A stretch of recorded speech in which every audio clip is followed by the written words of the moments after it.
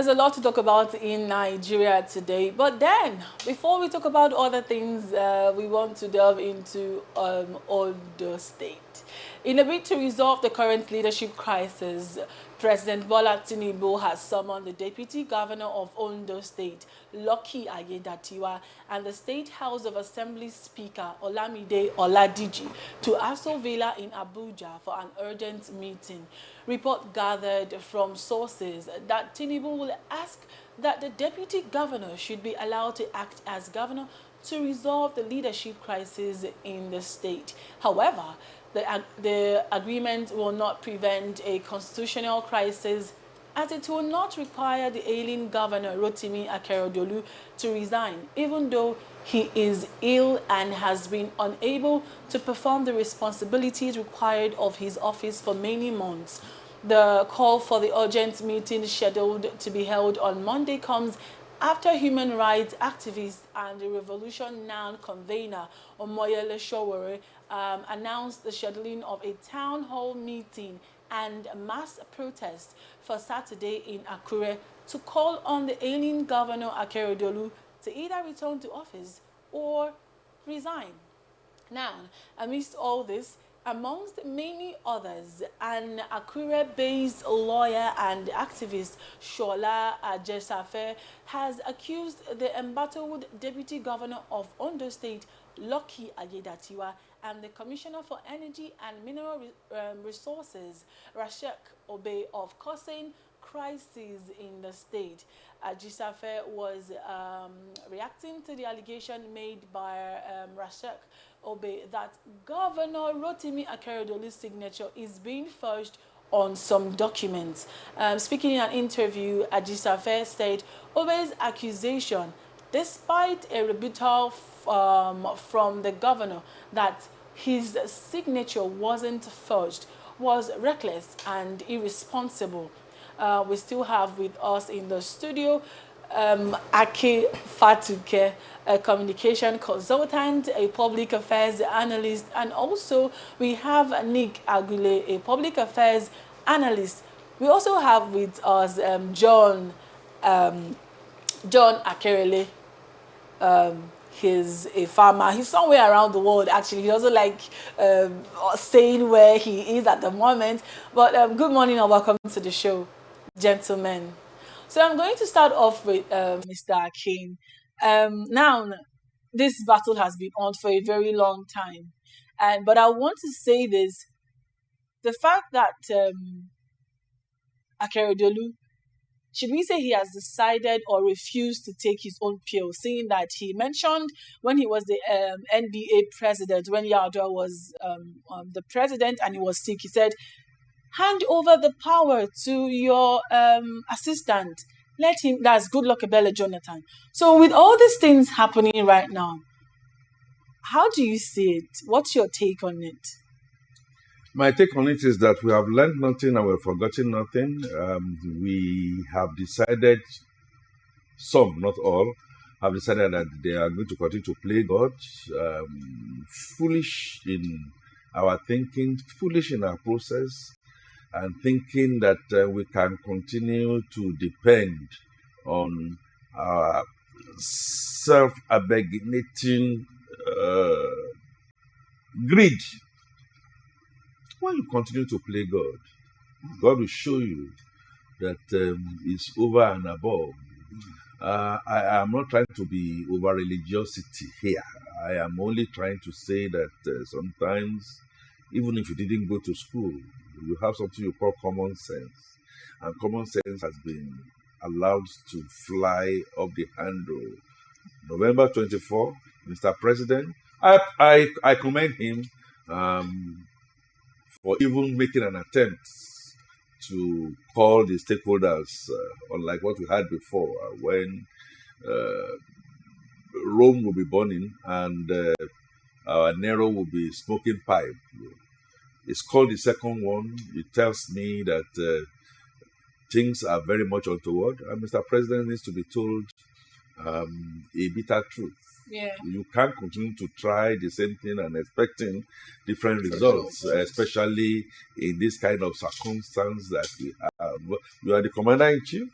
You are the president, you are the father of all, and forget the fact that you are from Southwest. We know what the wild, wild west, and we know what Ajas Omobiriwo thing led to at a particular point in time. That if you do not put your foot down to do the constitutional requirements of making sure Lucky becomes very lucky by nature of his name, and let him set on. When the cat is away, the mice will come and play. Caution, caution, caution. Edwin Clark has said something. Jonathan, that I'm talking to my revered president here. Yeah. That you parrot today to the somebody we should all be looking out at for exemplary character, came under the doctrine of necessity. Do what is right. Do what is noble. And I must say, if you don't do it, the more you delay it, the more the legitimacy and the respectability that Nigerians ought to be controlling outside the shores of Nigeria is dwindling. The more your efforts and your attempts to attract foreign direct investments will continue to be mirage, the more we continue to lose the trust deficits. Let me yield the gun to Neil and Mr. Kirili. Yeah. Okay. So now, what's your take on this? Is it really that difficult now that Shore has said Akeredolu, it's either you resign or come to your office and start work? What's your take on that, John? Good morning to you and good morning to my guy in the studio. Good morning to all of our viewers all over the world. My sister, Ondo State is a state I'm very, very particular about. Why? Because it's my state. And Akeredolu is my governor. Lucky Aiyedatiwa, His Excellency, is also an old boy of my secondary school. So you can see that I'm in the middle of Yeah. issue. But let's look at the issue on ground. These are the issues. The governor was elected by the people of Ondo State. For one thing, for him to oversee and take responsibility in terms of governance of the state. The governor have asked a series of questions that they should give him some time for him to, take care of himself. And they gave that time to him. And after that, the governor is not still back in office. Let me say to you that in leadership, there cannot be vacuum. And for Mr. President to have stepped in the case to say, now, Lucky Aiyedatiwa should be the acting governor. I don't think we should do until Mr. President steps in. I think what is, laudable enough, what is constitutional enough, is the fact that the governor-elect Akeredolu is at the moment incapacitated to lead Ondo State. And as such, Lucky Aiyedatiwa, who were on both joint tickets as the deputy governor, should be sworn in, as the acting governor, and then let him take over leadership. Because if you look at it, who are those who are suffering the brunt of this old shenanigans? It is my dear people of Ondo State. We have not experienced good governance in the past a year or so. And so, you are also waiting for the next electoral cycle. But the question is, the little time you have, what have you done with it? So, if you hear that Showore is clamoring for a protest in Ondo State, in Akure, Showore also is a stakeholder. He's also from Ondo State. And no sane indigenous of Ondo State would just, sit back, relax, and say that the issue of the state does not concern us. We are all stakeholders. We are concerned that other state governors are making efforts to stay forward. But in our own region, despite the fact that we are oil producing states, we see that the revenue that we have and the development that we have do not have equilibrium. And that is why we say there must be somebody who must take the leadership. And Akeredolu at this point in time must just, give him the ticket and take care of himself in Ibadan. He is in Ibadan, so let him end off. And once he's back, ill and hearty, I wish him well, then he can come back and take over that mandate, even though if the time still, persists. But what I think we should look at, is that this shows that the kind of politics we play in this part of the world is not a politics of the people. It's a politics of some selected few, a politics of a cabal, a politics of the elite class. Because if it's for the people, you would have come out and said to the people that my people, you can see that I'm not fit. See, my dear, in some other Sena clans, even if you do a rail project and there is an accident, because of that accident on that rail, can be the sole reason why the minister of transportation will tell you that he wants to resign. But we see that in our own plan, instead of them to resign, beautifully, even on crutches, on sick bed with drip, still saying that they are the executive governor of the state. And it's not only Akeredolu that has been this okay. He also has a that is learning from, and I know that there are some people also learning from him now. But what I think we should do right now is to make the record straight. Akeredolu is not physically, mentally able and fit to rule Ondo State. And as such, he should excuse himself to take care of his health. And by the time he's fit, let him come back. But we should keep the good governance that Ondo people should enjoy at the detriment of Akeredolu's health status. So we have an able governor, Aiyedatiwa, who can pilot the affairs of the state and let him go ahead. Now, this is another thing you should look at. Why is there rancor that Aiyedatiwa should not take over as the acting governor? It shows to you that most of the agenda are not oriented. Rather, they are selfish, they are self-centered, and they have so many skeletons in their cupboard. And I know that Akeredolu, one of his fears might be that if look at that today, that there are some things that will be unveiled to Ondo people. And that might be one of his fears why he's still eating on to the power, even on sick bed. Let me yield the floor to Mr. Nick. All right, Jonah, thank you so very much for your opinion there. Well, I'm coming straight to you, Nick. Good morning again.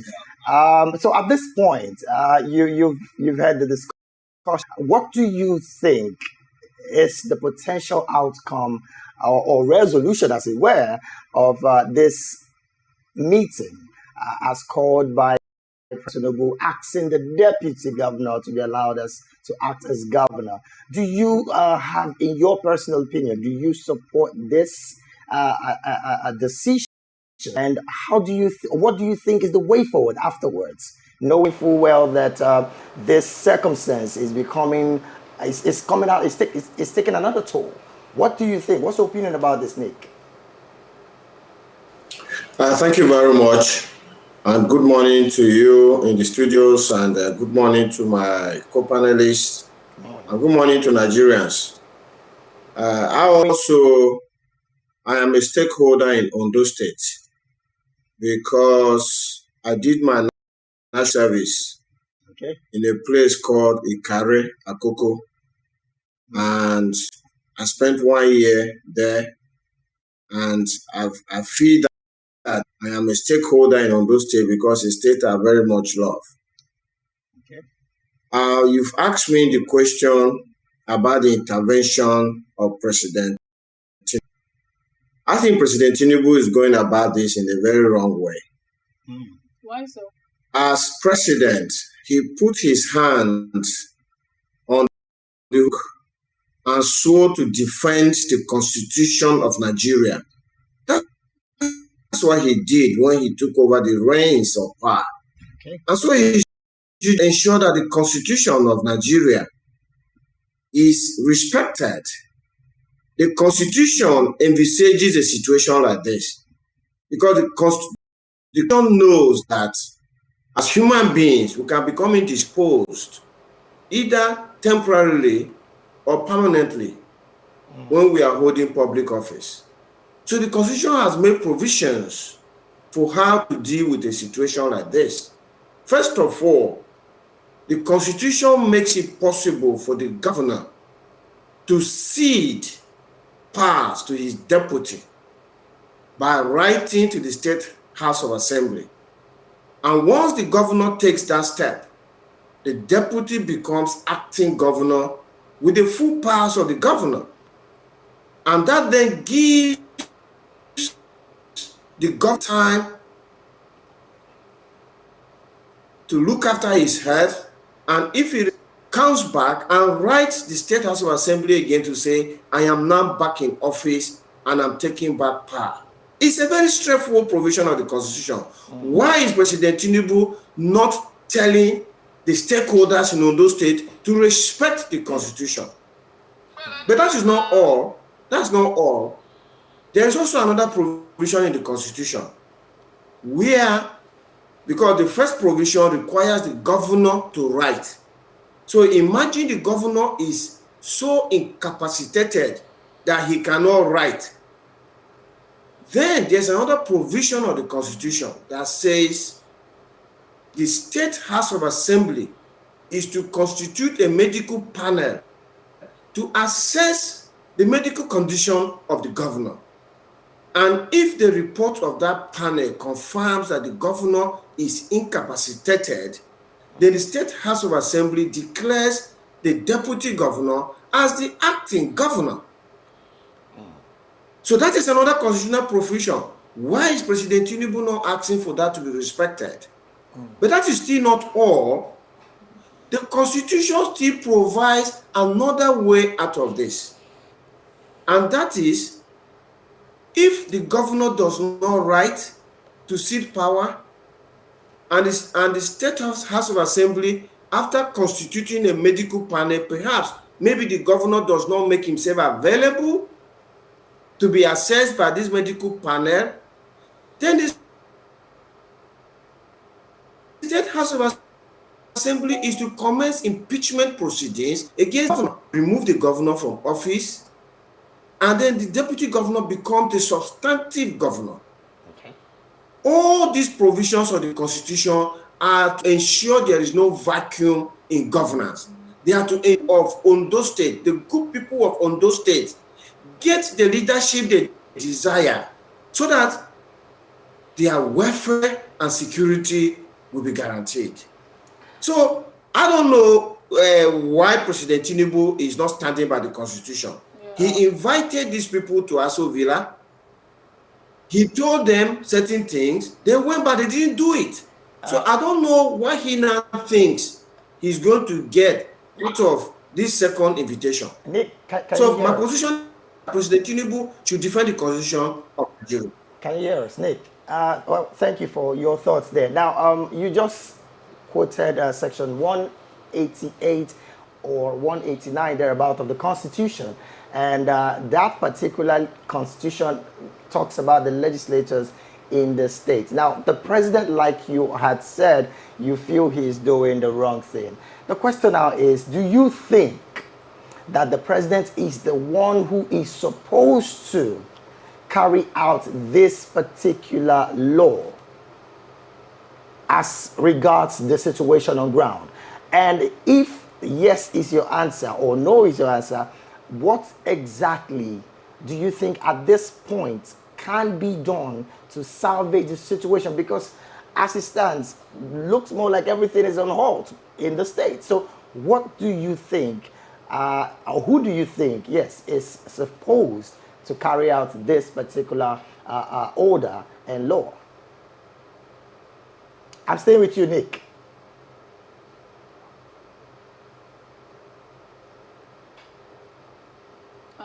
I think we have a bit of network glitch. Yes. So we're going to come back to Akin to answer this question.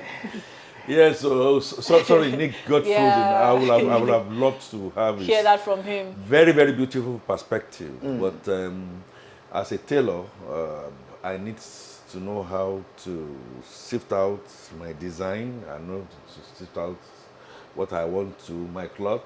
Yeah. I need to see if my customer is going to be very happy, even I've spent the whole night. Just as you're happy with the one that you're putting on right now. Oh my God, there you go again. And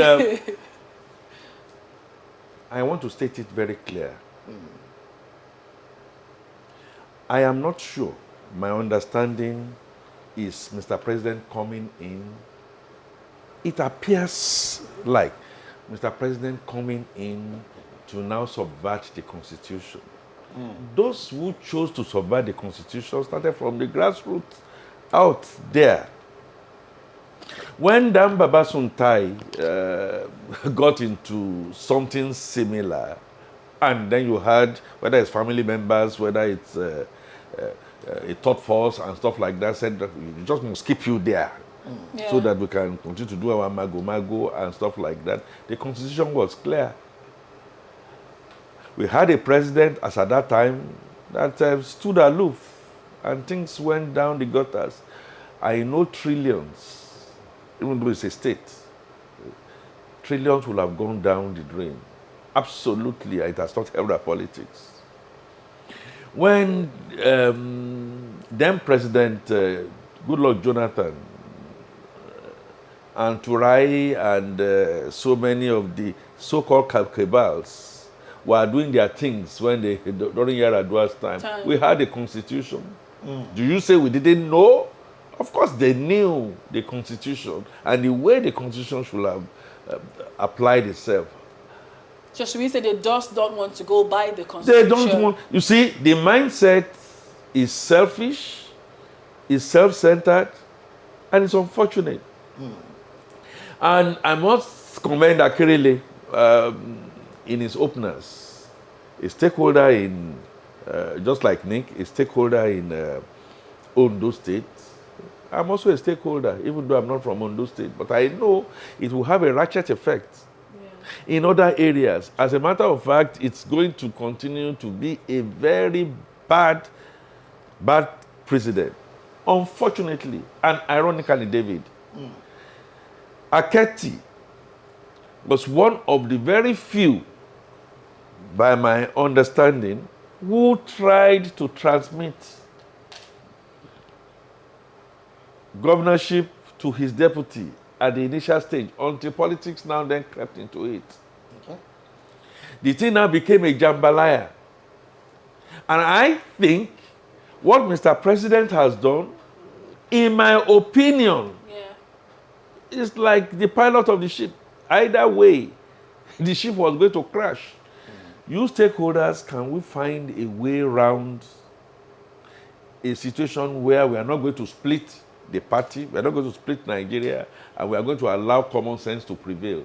Now, what Mr. President needs to do, and that is where I am in agreement with Nick, is now to put his foot down and say, yes, I have tried to allow a status quo to remain. Now is the tomorrow that we are thinking about yesterday. Since it hasn't worked, please, let all parties revert back to the constitution. Now, what Nick should also understand... I mean, Nick is actually back on okay, what Nick should also understand is, Mr. President now says, yes, that is what the constitution should say. He has no power to enforce that. So he could say, this is the direction I'm going. And then the stakeholders will go at their different things. All right, we're going to hold you on that quickly so that you continue. It's very important for us to understand the fact that, yes, all stakeholders have not acted well. Nigerians have not acted well. The family has not acted well. Akeredolu might, like Nick said, incapacitated. Why have we not allowed an independent medical check on him? Who is preventing that? It tells you that there is a little bit much more. Consensus is the name of the game here. All right. I think Nick is back. Nick, yes, if Nick you're with us, the question, I'm still insisting that you answer that question.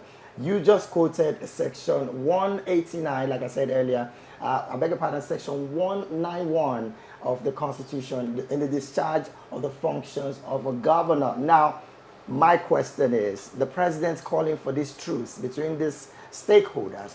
Do you think that it is about the right thing to do? Is he the one to call for this truce, or is the lawmakers in the state supposed to take exactly what the law states on this situation, hook, line, and sinker? What is your opinion, Nick? Yes, thank you very much for that very good question. Before I answer the question, I would like to say that there is actually a fourth way that the Constitution provides for getting out of this quagmire. And so, for the benefit of our viewers, let me say the Constitution provides for the governor to cede power is the first one. The Constitution provides for a medical board, and then the Constitution provides for impeachment. And if the State House of Assembly members are not willing to impeach the governor despite everything, the Constitution has the power in the hands of the people to recall the members of the State House of Assembly so that they can now elect those who will go to the State House of Assembly and do what is necessary and needful for the good people of Ondo State. So the Constitution provides all the avenues. My co-panelists say that I said the president is subverting the Constitution. No, I didn't accuse the president of subverting the Constitution, but I only say the president should allow the constitutional provisions to prevail. So in answer to your question, ordinarily, the president didn't need to intervene in Ondo State at all. If all these 4 provisions of the Constitution for us to resolve this issue were applied, we didn't need the president to come in. But the president is the leader of Nigeria, and Ondo State is a constituent state in Nigeria, and it will be irresponsible for the president to sit back and watch Ondo State degenerate into this chaotic situation without his intervention. So it is right for the president to intervene. My only concern is that he should intervene by standing on the Constitution and telling the stakeholders in Ondo State to implement the Constitution. By simply saying, oh, they should allow the deputy governor to become acting governor. How? You understand? The question is how? Is it going to be by fiat? Because the Constitution provides for how the deputy governor can become the acting governor. So this is what I'm saying. You see, let me be very honest and clear. Nigeria will not work for us all if we don't stand by the law. In the mind of an average Nigerian youth today, they want to japa. They want to leave this country. And let me tell you, I keep saying it, that they are not leaving Nigeria because Nigeria is an uninhabitable place. Nigeria is in a desert. Nigeria is bad. No, enforced to places where the law is being enforced. If you go to Europe, as I speak now, to America or anywhere, the code there is so bitter cold.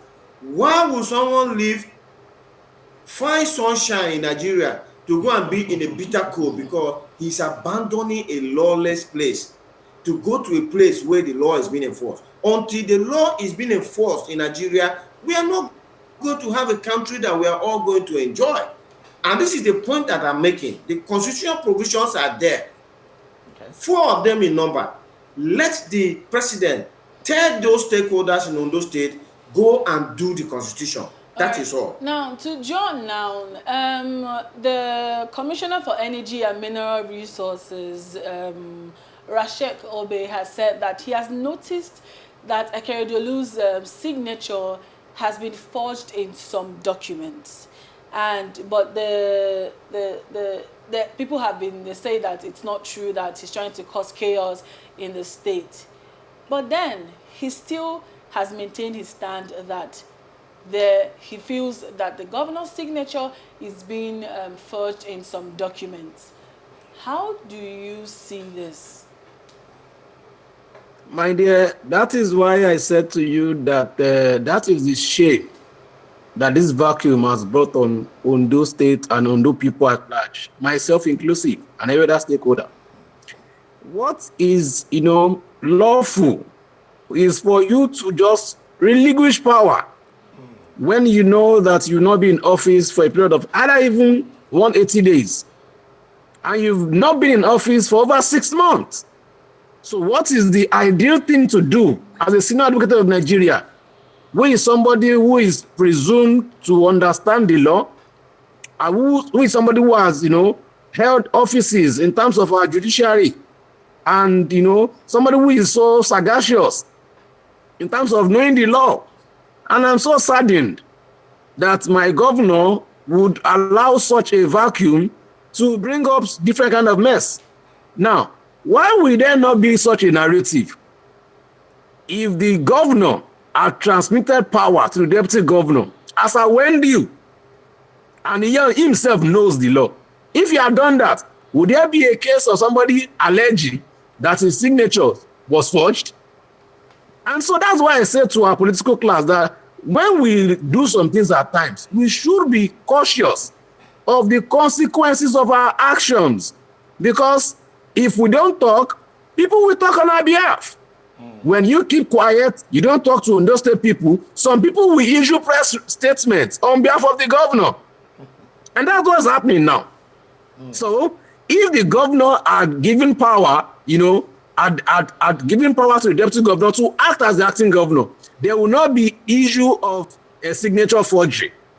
So my point is simple. And I believe that Akeredolu, with his own caliber and pedigree, if he has nothing, that is hidden or ulterior motive, so to say, if truly his motives are to serve the good people of Ondo State, and he trusted Aiyedatiwa to be on the same joint ticket with him, I believe at this point in time, if you say that he should not become the acting governor, then oppositions would have things to feast on. And that means that you are dividing your party even before the next election. Another thing you are doing to yourself is that you are depriving the good people of Ondo State good governance. And what will be your legacy to the Ondo people, that this is what you have done in terms of dividend of democracy to the state? What is it that you will say you have done in terms of health? What is it that you say you have done in terms of road, in terms of education, in terms of health, in terms of employment? What are those indices that you can reel out to people in terms of economic growth of Ondo State? So, because you have used over 8 months dilly-dallying on who should be the governor or the acting governor until you go to Aso Rock and come back as if you are toddlers, and you have made governance of Ondo State to be like a chess game, that in fact, the full-grown men will be going to Abuja as if they are secondary school students. And that for me is appalling, is disgraceful, and is painting Ondo State in a bad light. And that's why I'm calling on all stakeholders, even the state chairmen and the kekemakers of this world in Ondo State, and make sure that they look at how they can uphold the Constitution of Nigeria, which Nick has said in his remark there. And they have given us 4 options. There are members of House of Assembly who should, swing into actions, and the people, the office of the citizen, the Ondo State people at this point should cry out to their representatives. And from Eseodo to Ilaje to Igbokoda to Okitipupa to Akoko North and Southwest, if you call your representatives and call them to order, we have asked you that you should represent us. And this is what we want. We want a governor. We don't want a governor in absentia. We don't want a governor who we don't know where he is. We don't want a governor who cannot even speak to us. Right. Is that the governor you voted for? The answer is no. So what I think should be done now is that the Constitution should be followed to the letter. Okay. And my shout out to President Tinubu now is that already your presidency is having some issues, even though the Supreme Court has given a verdict. This is also another case study for you to show that you can put this straight. Thank you very much. John. Yeah. All right, up next on VOP this morning, there is no shortage of Naira note. There is an adequate supply of the currency in the economy. CBN has come out to debunk this scarcity of Naira cash. Details in a bit. Stay with us.